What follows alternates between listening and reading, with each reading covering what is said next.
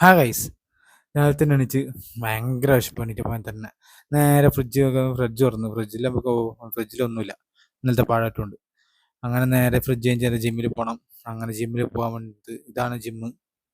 അങ്ങനെ നമ്മൾ ജിമ്മിലേക്ക് എത്തി. 2 നിലയുണ്ട് ജിമ്മ്, താഴെ കാർഡിയോ, മുകളിൽ വെയിറ്റ് ട്രെയിനിങ്. അങ്ങനെ കുറച്ച് ജിമ്മൊക്കെ ചെയ്ത് നേരെ മുട്ടയില്ല, മുട്ട വാങ്ങിക്കാൻ പോയി. നേരെ മുട്ട വാങ്ങി, അതാ മുട്ട വന്ന് മുട്ട കിട്ടി.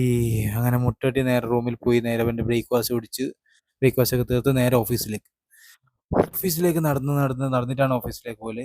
അപ്പോഴാണ് ഞാൻ കാര്യം ഓർത്തത്, ഈ ഹൈദരാബാദ് ഏറ്റവും കൂടുതലുള്ള ഹമ്പാ. എവിടെ നോക്കിയാലും ഹമ്പ്. പക്ഷെ ഈ ഹമ്പിനൊക്കെ ഒരു പ്രത്യേകത ഉണ്ട്. ഏത് ഹമ്പിന്റെ നടുവിലും ഇങ്ങനത്തെ ഒരു ഗ്യാപ്പ് ഉണ്ടാവും. ആ ഗ്യാപ്പ് എന്തിനാണെന്ന് എനിക്ക് ഇതുവരെ മനസ്സിലായിട്ടില്ല. ആയിരിക്കാൻ കാരണം പറയണേ.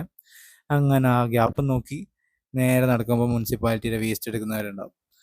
ഇതെപ്പോഴും ഉണ്ടാവും, എപ്പോഴല്ല, ഇടവിട്ട് ദിവസങ്ങൾ അവർ വരും. 150 രൂപ കൊടുത്തെങ്കിൽ അവർ വന്നിട്ട് കളക്ട് ചെയ്ത് പോകും. ഒരു മാസത്തേക്ക് 150 രൂപയാണ്. അങ്ങനെ കുറച്ച് നടക്കണം ഗൈസ് ഓഫീസിലേക്ക് എത്താൻ. ഓഫീസിലേക്കല്ല, ബസ് സ്റ്റോപ്പിൽ നിന്ന് നേരെ നടക്കും. ഈ സ്ഥലമൊന്നും നേരത്തെ ഇങ്ങനെ ആയിരുന്നില്ലല്ലോ, ഫുള്ള് ഗ്രീനറി ആക്കി ഫുള്ള്. മെച്ചപ്പെടുന്നുണ്ട്, കുഴപ്പമില്ല. അങ്ങനെ കുറച്ച് നടന്ന് പോകണം.